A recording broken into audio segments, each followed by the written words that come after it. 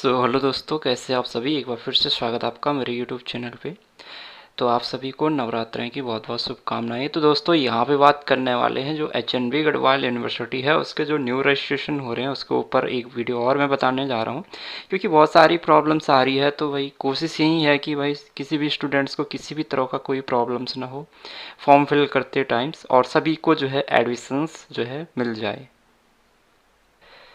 तो इस वीडियो में मैं कुछ इम्पॉर्टेंट इन्फॉर्मेशंस आपको शेयर करूंगा, जो इसके बाद में मेरी एक और वीडियो आएगी, ठीक है। उसमें जो प्रोग्राम्स को लेकर और मैं एक वीडियो और बनाने वाला हूं, क्योंकि यहाँ पे कुछ प्रोग्राम्स को लेकर कुछ अपडेट हुआ है यूनिवर्सिटी की साइट में, ठीक है। अब क्योंकि वीडियोस लंबी हो जाती है तो फिर आप लोग भी बोर हो जाते होंगे। तो यहाँ पे मैं आपको एक बार फिर से जो मैपिंग सब्जेक्ट का यहाँ पे बता रहा हूँ, ठीक है। अच्छे से समझना इसको। आप लोगों के जितने भी जो मैपिंग सब्जेक्ट से जो भी आपके डाउट हैं वो यहाँ पे क्लियर हो जाएंगे। प्रोग्राम्स आपका सेलेक्ट नहीं हो रहा है कोई, वो भी आपका यहाँ पे क्लियर हो जाएगा, ठीक है। तो सबसे पहले मैं सारे सब्जेक्ट का यहाँ पे बता रहा हूँ, क्योंकि सभी कोर्सेज के लिए जो है सभी स्टूडेंट्स को कहीं ना कहीं प्रॉब्लम्स आ रही है। सबसे पहले बीएससी हॉनर्स फॉरेस्ट्री।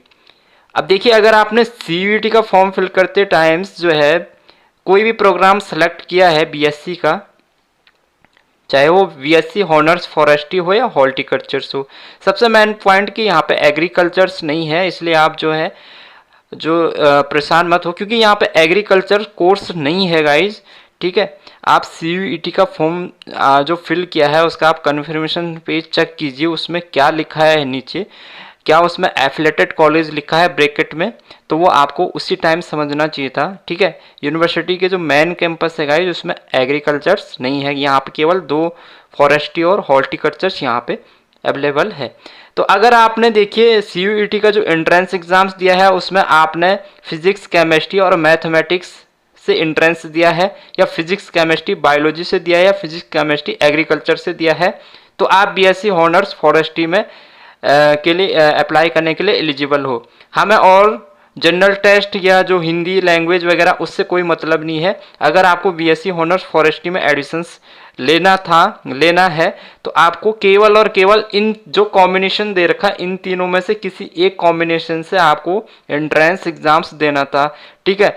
वो चाहे आप किसी भी कॉम्बिनेशन से दे दो जो आपका जिसमें आपको अच्छा लगे कि भाई ये इसमें मेरी पकड़ अच्छी है उस सब्जेक्ट में। अगर आपने इनमें से किसी 2 से एंट्रेंस दिया होगा, जैसे आपने फिजिक्स केमिस्ट्री से दिया और तीसरा सब्जेक्ट आपने लिया ही नहीं है, तो फिर आपका जो है यहाँ पे आप एलिजिबल नहीं हो। तो ये आप अच्छे से समझिए। इसीलिए बहुत स्टूडेंट्स का ऐसा प्रॉब्लम्स आ रहा है कि उनका प्रोग्राम सेलेक्ट तो हो रहा है, उसके बाद नीचे से लिखा आ रहा है कि आप जो है मिनिमम जो एलिजिबिलिटी क्राइटेरिया है उसको फॉलो नहीं करते हो, आप एलिजिबल नहीं हो। तो वो इसीलिए लिखा आ रहा है क्योंकि आपने वहाँ पे तीनों डोमेन सब्जेक्ट नहीं लिए थे, ठीक है। इसी तरीके से गाइज यहाँ पे भी है आपका, अगर आप हॉर्टिकल्चर्स में भी लेते हैं तो ये कॉम्बिनेशन दे रखा है, इससे आपको एंट्रेंस देना ही देना था, ठीक है। ऐसा नहीं है कि आपके ने किसी 2 से दिया और 1 से नहीं दिया। अब जैसे किसी ने अगर फिजिक्स केमिस्ट्री मैथ से दिया होगा तो वो बीएससी हॉनर्स फॉरेस्ट्री के लिए भी एलिजिबल है और हॉर्टिकल्चर्स के लिए भी एलिजिबल है, दोनों प्रोग्राम्स के लिए एलिजिबल है। वो बीएससी मैथ के लिए भी एलिजिबल है, ठीक है। वो बीएससी लाइफ साइंस के लिए भी एलिजिबल है, ठीक है। वो जो है बी फार्मा के लिए भी एलिजिबल है। यानी आपके जो 3 सब्जेक्ट थे ना, केमिस्ट्री बायोलॉजी फिजिक्स जो साइंस वाले हैं, ये 3 सब्जेक्ट आपके मेन थे। अगर आपने इन तीनों से एंट्रेंस एग्जाम्स दिया होगा तो आप किसी भी कोर्स में अप्लाई कर लो, चाहे आपने वो सीयूईटी में उस कोर्स के लिए वहाँ पे जो है भरा, उस कोर्स उस प्रोग्राम्स का नाम भरा था या नहीं भरा था, लेकिन अब ऐसा ऑप्शंस भी आ रहा है कि वहाँ पे आप उन प्रोग्राम में भी सिलेक्ट कर सकते हैं जिसके लिए आप एलिजिबल हो, जो आपने डोमेन सब्जेक्ट लिए हैं, ठीक है। तो अब ये आपको क्लियरली समझ आ गया होगा कि भाई मुझे जो है प्रोग्राम सेलेक्ट क्यों नहीं हो रहा, क्योंकि आपने जो डोमेन सब्जेक्ट है वो पूरे नहीं ले रखे हैं, आप उस एलिजिबिलिटी को वो पूरा नहीं करते हो। लेटर एंट्री के लिए जो है केमिस्ट्री और बायोलॉजी से एंट्रेंस एग्जाम्स देना था, ठीक है। अगर किसी ने केवल 1 से भी दिया होगा तो वो एलिजिबल नहीं है लेटर एंट्री के लिए। कॉमर्स का देखिए, कॉमर्स में आपको जो है जो सब्जेक्ट दे रखे हैं combination accountancy business studies and economics, इनसे एग्जाम्स देना था, तभी आप बीकॉम कर सकते हैं कॉमर्स। अगर आपने खाली जनरल टेस्ट का दिया है तो आप बीएससी नेचुरोपैथी एंड योगा कर सकते हैं। अगर आप जो है BTech physics math and chemistry से दिया तो आप बीटेक के किसी भी ब्रांच के लिए आप एलिजिबल हैं। इसी तरीके से गाइज आप यहाँ पे देख सकते हैं जनरल टेस्ट वाला जिसने दिया है वो BA arts language social science या ह्यूमैनिटीज़ कर सकता है, वो बीएचएम कर सकता है, होटल मैनेजमेंट कर सकता है। जिसने पीसीएम या पीसीबी से दिया होगा फिजिक्स केमिस्ट्री मैथ या बायोलॉजी से वो इंटीग्रेटेड एमएससी बायोटेक्नोलॉजी कर सकता है। जिसने जनरल टेस्ट दिया होगा वो बीए ऑनर्स मास कम्युनिकेशंस कर सकता है, डिप्लोमा इन फोक म्यूजिक कर सकता है, ठीक है। अब वो इंफॉर्मेशन टेक्नोलॉजी से कर सकता है। जिसने पीसीएम से दिया होगा वो कंप्यूटर ऑफ बीसीए कर सकता है। जिसने जनरल टेस्ट दिया होगा बीबीए कर सकता है, बीएससी हॉनर्स एग्रीकल्चर, ठीक है। अब मैं बताता हूँ वो क्यों आ रहा था आपको बीएससी एग्रीकल्चर, वो आप लोगों के क्वेश्चंस, ठीक है, उसके अभी मैं उसका आंसर्स दूंगा। और भी जो कोर्सेज है एलएलबी बीएलएलबी का भी आपको दिक्कत आ रहा है, ठीक है। बीएससी कंप्यूटर साइंस का भी आपको दिक्कत आ रहा होगा। तो अब ये जो है ना आपने जो फॉर्म फिल किया था ना उस टाइम पे सीयूईटी का, वहीं पे आपने गलती कर दी, ठीक है। जब आप जो है वहाँ पे अप्लाई कर रहे थे तो वहाँ पे देखिए वहाँ पे क्लियरली लिखा था बीएससी। जैसे मैं एक एग्जांपल से देता हूँ, कल भी मैंने उस पर वीडियो बनाई थी और आज भी मैं एक वीडियो आपको फिर से इसका दिखा देता हूँ, उसका 2 मिनट के लिए मैं दिखा देता हूँ। ये काफ़ी इंपॉर्टेंट है इसलिए मैं बार बार इसको आपको बता रहा हूँ, ठीक है, क्योंकि बहुत सारे एक स्टूडेंट्स की प्रॉब्लम्स नहीं है, बहुत सारे। यहाँ पे जैसे मैंने कल भी बताया था आज फिर से मैं बता रहा हूँ, जैसे ये स्टूडेंट्स है, मैंने अभी सीयूईटी का कन्फर्मेशन पेज यहाँ पे मैं दिखा रहा हूँ। यहाँ पे इन्होंने देखो हेमंती नंदन बहुगुणा गढ़वाल यूनिवर्सिटी सेलेक्ट किया है, इन्होंने कोर्स सेलेक्ट किया था BBA bachelor of business administration और ब्रैकेट में क्या लिखा आ रहा ओनली यूनिवर्सिटी एफिलेटेड कॉलेज। तो ये आपको ध्यान देना था कि आप कहाँ पे अप्लाई कर रहे हैं। आपने मेन कैंपस के लिए अप्लाई नहीं किया है क्योंकि मेन कैंपस में बीबीए तो है ही नहीं, तो आपने मेन कैंपस के लिए जो उसके 3 कैंपस है वहाँ के लिए अप्लाई नहीं किया है यूनिवर्सिटी के, आपने जो एफिलेटेड कॉलेज है उनके लिए अप्लाई किया है। तो ये इसलिए यहाँ पे आप एलिजिबल नहीं हो, ठीक है, आपका नाम ही नहीं आएगा वहाँ पे, ठीक है। तो अब आपका वहाँ पे नाम नहीं आएगा। इसमें कुछ कोर्सेज है मैं आपको बता देता हूँ कौन कौन से जो है एफिलेटेड कॉलेज के लिए है, इसलिए जो है आपको दिक्कत आ रही है फॉर्म फिल करने में।